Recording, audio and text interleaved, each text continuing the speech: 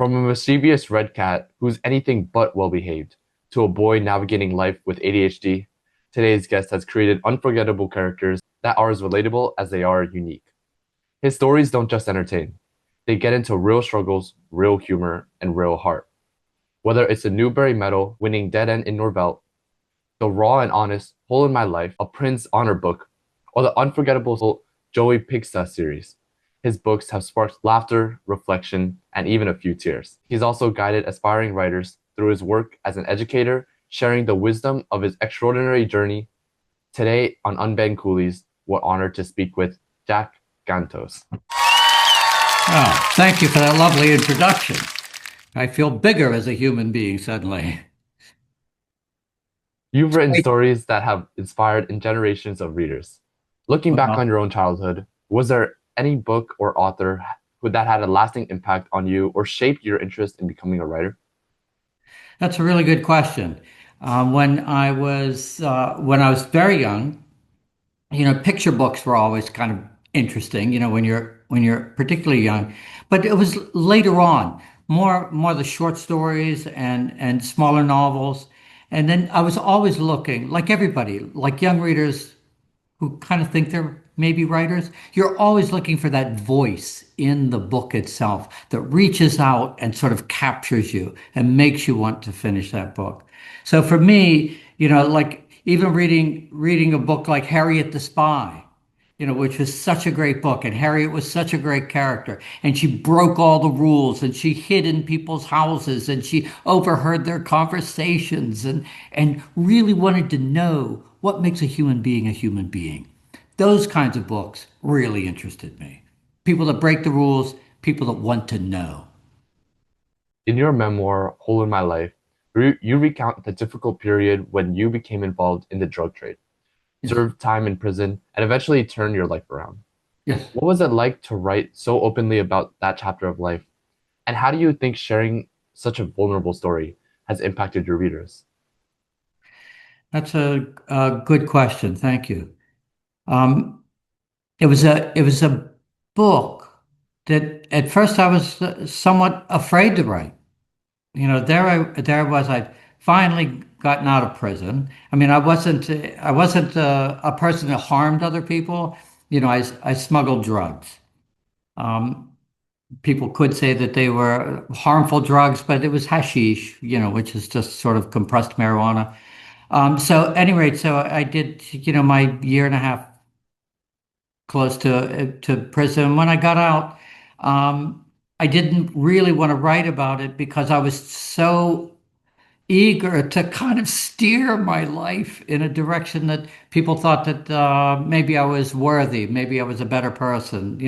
If I led with, "Hey, this is me, the criminal, me, the ex-con, me, the guy that failed," that I wouldn't entirely be representing myself, or at least the self that I wanted to create.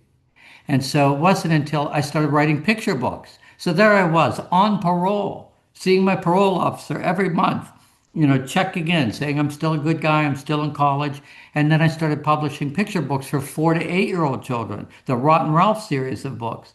So then the last thing I wanted to do was to go into a school and say, "Good morning, children. I'm the ex-con drug smuggler, and I've written this picture book for you." That wasn't going to work. And so I kind of hid that part of my life for a while until I started getting my career worked out, writing short stories. And then I thought, I always had this story. And so I wrote it. And I thought, this is either going to accelerate my career or this is going to burn down the last 20 years of my work. So it went the other way. People welcomed that book. It was an honest book. And it continues to be in print and read in high schools all over the country. And I get great letters from student readers. And they're very sympathetic and understanding and thoughtful and confessional. They tell me the things they've done wrong. Sometimes I don't think I Why do should. you think why do you think this book was as successful as it was? I think in part because it was honest. It was straightforward. It was honest. It told a really good story. So on the physical surface of the book, it's yo ho ho and a bottle of rum, and drug smuggling and sailing across the ocean and living at the Chelsea Hotel and running from police, all of that sort of stuff. So it has great surface to it, but then down below that, there's the emotional arc of that story. And I think the emotional arc is really what a lot of the readers feel more deeply about. It's a good story, it captures you, but then it takes you inside yourself. And I think a good book does that. Just for a little context, why did you get into the drug life? Well, for a little context, um, so I had during my senior year in high school, I did not live with my parents. I lived in a rooming house in an old motel in Fort Lauderdale. My parents had moved around a lot, and I just wanted to go to the same school. I went to 10 schools in 12 grades. So just wanted to finish up school. And so I lived by myself. And then when I got ready to go to college, I was supposed to go to University of Florida. I drove up, I looked at it, and I thought, it's just like grade 13. You know that sense that like college, you're thinking acceleration, push me up, move me forward. And I went up there and it looked like, oh my God, this looks like my high school, only bigger. So I didn't go.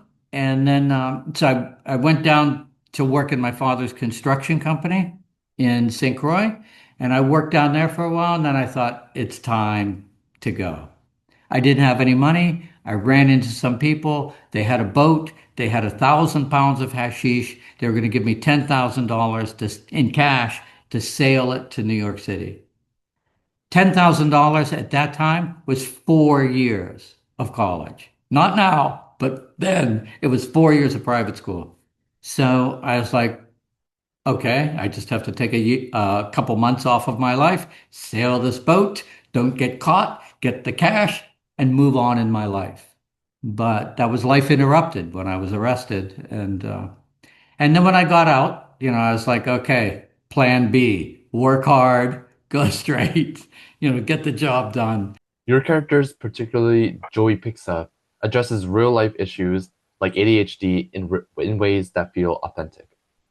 Have you received feedback from readers who have shared how these books might have helped them navigate similar challenges? I would say I get a lot of mail, student mail, young person mail, saying how, and sometimes the first line in this, I would say, that connects these letters is, how did you know I feel this way?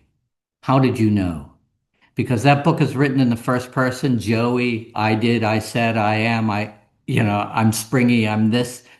And so that book seems to spring right into them and they spring right back into the readers and they spring right back into the book. And I think they feel a companionship and they also feel clarity and support because there's Joey doing great things and making great mistakes simultaneously. So we know he's a great character. We know he wants to do right. And yet sometimes he makes the wrong choices. And I think the readers really feel that. They are good people. They just make wrong choices. If they could just straighten that out. And they see it in Joey. And they see the arc of Joey. And that arc goes from making mistakes to pulling himself together. And he's a great kid. And so, those kids, it gives them hope. Like they too can have that arc. They can overcome this. They can get help. And I want them to. And Joey's their guy. Your books, such as Hole in My Life and the Joey Pigza series, have faced challenges for addressing difficult themes. How do you feel censorship impacts readers' abilities to connect with these stories, and what role do you see your work playing in the fight for intellectual freedom? There's a lot of packaging in that question. Let me just say that when I write the books, I'm not writing them for the teachers. I'm not writing them for the parents that don't believe that their children would ever make a mistake, that don't believe that medication would be good to serve a child with ADHD. I'm not writing them for them. I'm writing them for the kid that's going to read that book and say, "Who am I? How can I get through this?" There are a lot of people out there that don't even believe in ADHD, that think, "No, that's a kid making bad choices. That's a bad kid." Could you imagine that growing up with that? That somebody pointing a finger at you and saying, "Why don't you straighten up? Why don't you listen to me? Why don't you stop that? Why don't you pay attention? Why don't you go stand in the hallway?" That's really a rough situation for a kid. So to have a character that is sympathetic, understanding, that they can grasp, and have all the adults in that book begin to gather in a positive way. There are positive adults and reaching out. And I think the same thing, like what if you make a mistake and you go to juvenile detention, or you end up in a prison or you end up in a bad situation? It doesn't necessarily mean you're a bad person. It doesn't necessarily mean that you can't reflect and make better choices going forward. But what it does mean is that you need help, that you're sort of reaching out for somebody nice, somebody thoughtful, somebody empathetic to join in your life and give you a step up too. So don't be afraid to ask for help, like Joey. As both an author and educator, how do you respond to concerns from parents who may be uncomfortable with certain themes in children's literature? What would you say to parents who hesitate to let their kids read certain books? I find that just so ghastly right off the bat. But I think sometimes parents, do you think the parents, or do I think the parents think books override parenting? Like there's the parent telling you to do this, and the book is dangerous because the book says, well, give it a second thought. You can have a friend like that. You can think those thoughts. You can become a poet without, failing in life. So that books open up the world. And sometimes I think parents want to maybe close that world a little bit and send you down a path. But like any curious child, like any thoughtful child, you run a wide path. You're interested in this. You have friends of all different kinds and flavors. So you're leading a big world and sorting it out. Do you make mistakes? Of course you make mistakes. Even if the parent controlled you 100% of the day, you would still make mistakes because you're your own person. You're going to run up against a problem. You're going to run up against a thought you have to solve. You're going to have friends that are conflicted. So, and you're going to read books that might give you other thoughts that your parents don't want you to have. So, I would say just to be reasonable, just be thoughtful and reasonable. My parents are different than I am, and it took them a while to realize that I could actually write books, that I could make a living. I could actually make a living writing books. That scared my father tremendously. My father was always saying to me, "Why don't you get a real job? Get a real job." And I'd say, "Well, I'm right, like this is this is how I write books right there. The same way I did as a kid in little notebooks, just like this." And my father would look at that and go, "That's not a job." I'm like, "Yeah, yeah, it is a job." So there's a misunderstanding sometimes. But then when I started getting published and bringing the books home to him, slowly but surely. And I'll tell you the best thing was when Gene Shalit on the Today Show held up one of my books on the Today Show on television and said, "This is my favorite book of the year." And my father was watching that. And and that really That's when got he knew you made it. yeah, that's what got his attention right there. So it was a good thing. And then after a while, after all of that passed, they were so proud, they were so thoughtful. And then I would go home, my books would all be out, my parents, so they came in my direction. I went in their direction, and it all worked out. Nobody had to leave each other. We just had to understand each other better. Jack Gantos reminds us that storytelling can be messy, hilarious, heartbreaking, and still full of hope. Whether he's writing about mischief, struggle, or redemption, his work has left a lasting impact on readers of all ages. Thank you, Jack, for showing us that no life is too complicated to be written and no book is too honest to be read. Thank you very much for having me. It's a pleasure and an honor. And good luck with all your great work for bringing authors alive. Thank you so much. Thank you for being part of that journey. See You you. bet. Have a good day. Bye bye.